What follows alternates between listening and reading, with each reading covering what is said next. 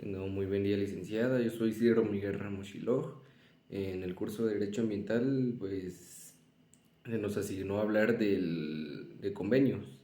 En este caso, usted nos asignó un convenio específico y a mí me tocó el convenio 169 de la OIT. Bueno, vamos a hablar de qué es un convenio. Un convenio puede ser un tratado, protocolo entre varios países a nivel internacional que buscan consolidar algo. En este caso, pues estamos hablando sobre el medio ambiente y qué normativas van a aplicar ciertos países que firmaron así los convenios para que se hagan en cumplimiento, ¿verdad? Yo específicamente hoy les voy a hablar sobre el convenio 169 de la OIT. Bueno, para empezar, empecemos hablando de qué es la OIT.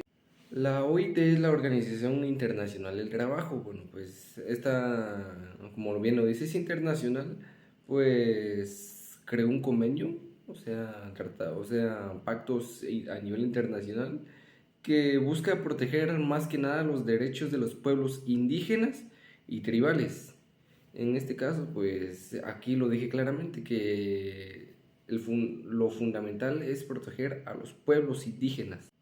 Bueno, en síntesis, en las disposiciones de este convenio destaca la obligación de consultar a los pueblos indígenas sobre proyectos y decisiones que puedan afectar sus tierras y recursos, asegurando así su participación en procesos que les conciernen. Es decir, en este convenio se le da prioridad a los pueblos indígenas, consultas, se les preguntan a estos pueblos para que ellos también estén incluidos en la participación ciudadana.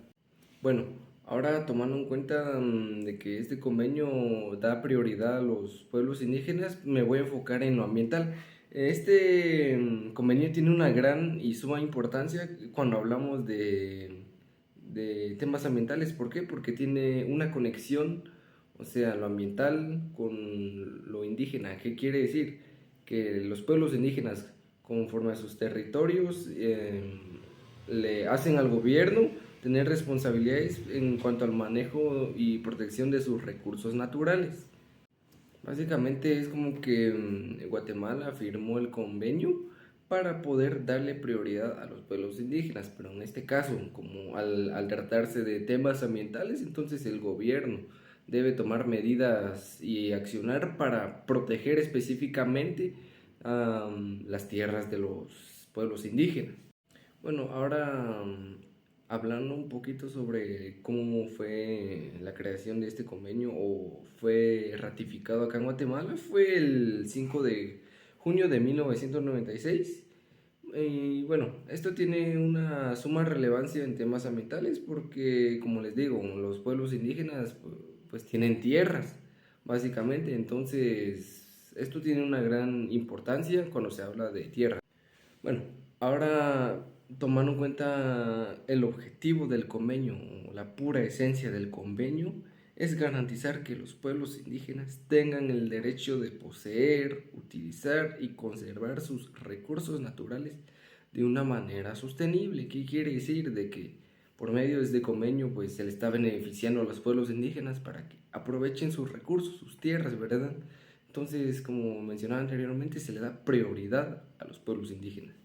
Bueno, y como bien sabemos, las estructuras de los convenios pues tienen preámbulos. Entonces, yo tomé la información más relevante o lo que concierne a lo ambiental, de que se reconoce que estos pueblos desean tener el control sobre sus propias instituciones, formas de vida y desarrollo económico, así como fortalecer sus identidades, lenguas y todo dentro del marco de los estados que viven, ¿verdad? En este caso, pues trata de darles cierta importancia a los pueblos indígenas para que tengan una participación y estén incluidos dentro de la sociedad, para que tengan un rol vital en la sociedad. En este caso, pues concierne todo lo que es lo ambiental porque principalmente se basa en las tierras de las personas de pueblos indígenas. Ahora bien, tiene normas sustantivas, que quiere decir de que, pues bueno, se van a incluir regulación legal Así que en este convenio hay artículos, entonces yo traté de juntar y recopilar lo concerniente a lo que es los temas ambientales. El artículo 7 dice que el Estado de Guatemala deberá de garantizar que se realicen estudios en colaboración con los pueblos indígenas y tribales cuando sea necesario. En este caso, pues cuando sea necesario, cuando haya necesidad, el Estado de Guatemala va a intervenir. Así como el artículo 15 nos dice que las obligaciones de los pueblos interesados en cuanto a sus recursos naturales deberán protegerse prioritariamente. Esas obligaciones comprenden el derecho de esos pueblos a participar en la utilización, administración y conservación de dichos recursos. Al igual, el artículo 32 nos dice que los gobiernos deben, o sea, es una obligación que los gobiernos deben tomar medidas apropiadas para, y hasta incluso medios internacionales para facilitar la cooperación de los pueblos indígenas. O sea, es una obligación de Guatemala, o sea, cuando sea necesario, van a utilizar ayuda internacional para poder resolver conflictos, especialmente como mencionaba, para poder priorizar la participación de los pueblos indígenas en cuanto a sus tierras, propiedades, pero que tenga que ver con lo ambiental.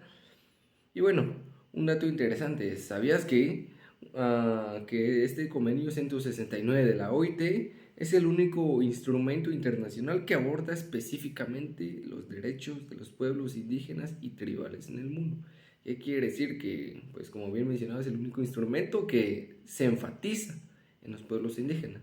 Entonces, en conclusión y en síntesis, este convenio ayuda, en pocas palabras, a los pueblos indígenas a conservar sus tierras, a tener control sobre ellas de una manera libre y sobre todo que el Estado, específicamente de Guatemala, se compromete a proteger esos derechos de los pueblos indígenas y tribales. Bueno, esta fue mi exposición y muchas gracias.